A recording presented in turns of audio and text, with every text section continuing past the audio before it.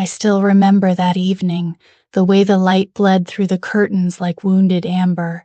He had been quiet for days, his eyes hollow and distant. I thought it was just stress work, maybe, or something he wouldn't share with me.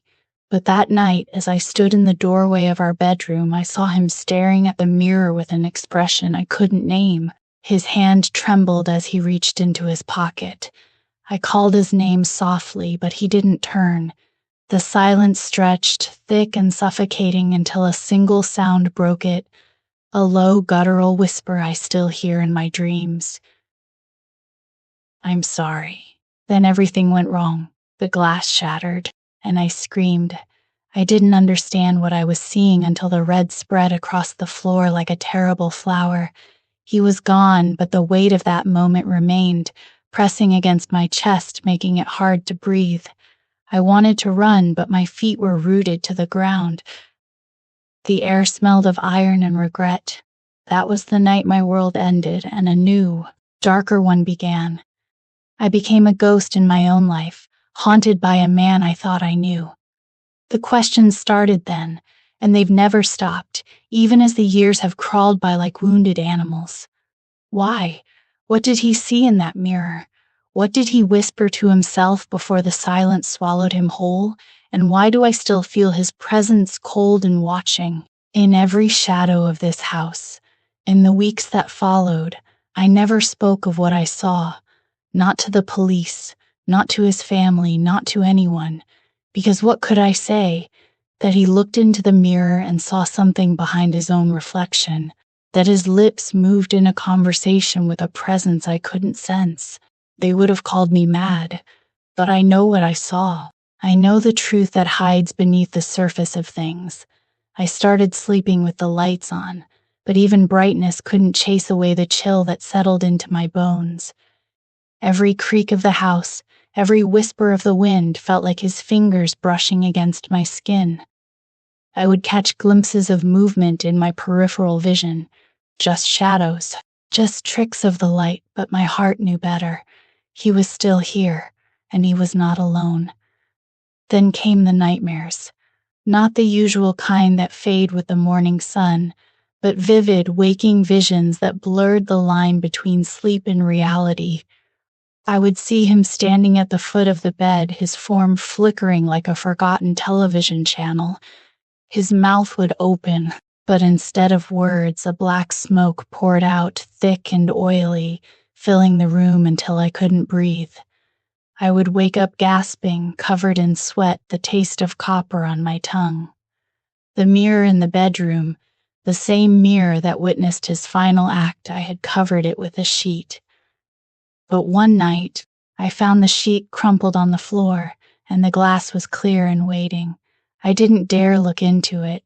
I knew that if I did, I wouldn't see my own reflection. I would see him still staring, still sorry, still trapped in that endless moment. Last week, I finally decided to leave. I couldn't live in that house anymore, with its bleeding memories and whispered accusations. I packed my bags in the daylight when the shadows seemed less hungry. But as I reached for the front door, I heard it, a soft, rhythmic tapping coming from the bedroom. I told myself it was nothing, just the old pipes or a loose shutter, but my feet carried me back against my will, up the stairs, down the hallway, to the door that stood slightly ajar. I pushed it open with a trembling hand. The mirror was uncovered, and on its surface, written in a language I'd never seen, were symbols that seemed to writhe and shift as I watched. The tapping grew louder, more insistent, and then I realized it was coming from inside the mirror. Something was trying to get out. Not him, something that had worn his face like a mask, something that had driven him to that final, desperate act. I ran then, faster than I've ever run in my life. I didn't stop until I reached the street, until the cold air hit my lungs and the familiar world surrounded me again. But I know it's not over.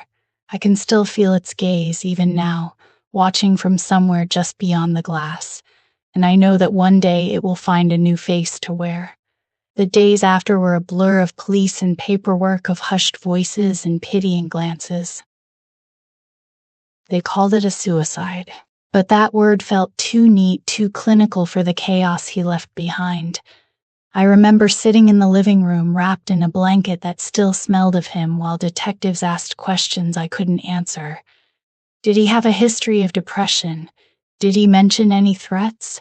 No, and no. But I couldn't tell them about the strange notes I'd found tucked under his pillow, written in a language I didn't recognize, or about the scratches on his back shaped like letters I couldn't read.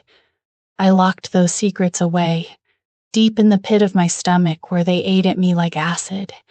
At night I'd lie awake, staring at the ceiling, listening for his footsteps. Sometimes I'd swear I heard them, soft, deliberate, pausing outside my door. I'd hold my breath waiting for the handle to turn, but it never did. The silence was worse. It was a living thing, coiled and patient, waiting for me to crack. I started seeing things in the corners of my vision, shadows that moved against the light, reflections that didn't match my movements. I told myself it was grief, that my mind was playing tricks. But deep down I knew he hadn't just left. He had left something behind, something that was still there, breathing in the dark. I began to find more evidence of what he had become obsessed with in the final weeks. His study was a museum of madness. Maps covered the walls, connected by thread, marking locations I didn't recognize. Journal after journal filled with frantic script, words that bled into each other like they were trying to escape the page. In one, I found a single sentence repeated over and over. It sees through the veil. I didn't know what that meant. I didn't want to know. But the house started to change around me. Doors would open on their own, just a crack, like something was peeking through. The temperature dropped in certain rooms, no matter how high I turned the heat, and there was a smell damp earth and rust that clung to the air. I tried to ignore it. I filled my days with noise, with television and music, anything to drown out the growing hum. But at night, when everything went quiet, I could hear him. Not his voice exactly, but a rhythm, a pulse, like he was still trying to communicate from somewhere deep and cold. I found myself talking to the empty chair across from me at dinner, apologizing for not listening when he tried to tell me. Then one night, I woke up to find the closet door wide open. Inside, his clothes were still hanging, but they were moving, swaying gently as if someone had just brushed past them, and on the floor, written in dust, was a word. Look. I didn't sleep after that. I couldn't. Every creak, every sigh of the old house felt like a warning. I knew I had to look, but I was terrified of what I might find, so I started searching. I pulled up floorboards, tapped walls for hollow spots, read every scrap of paper he had left behind. It took 3 weeks, but I finally found it, a small box hidden behind a loose brick in the fireplace. Inside was a single photograph and a key. The photograph was of him, but not the man I knew. He was gaunt, hollow-eyed, standing in front of a door that seemed to absorb all light. On the back, in his handwriting, it said, "This is where the path ends. Don't follow." The key felt cold in my hand, colder than metal should be. It hummed, a low vibration that traveled up my arm and settled in my chest. I knew then that the door in the photo was real, and I knew with a certainty that made my blood run cold that he had walked through it. He hadn't killed himself. He had opened something, and now it was waiting for me. One night, about 3 weeks after he died, I woke up to find the mirror in our bedroom covered with a sheet. I hadn't put it there. My heart hammered against my ribs as I crept closer, my bare feet cold on the wooden floor. The sheet was old, yellowed, like something from a forgotten time. I reached out to touch it, and that's when I heard the whisper again, soft, urgent, coming from behind the glass. Don't look, but I had to. I yanked the sheet away, and the reflection that stared back at me wasn't my own. It was him, but not the him I remembered. His eyes were wide, terrified, and his mouth moved as if he was trying to scream without sound.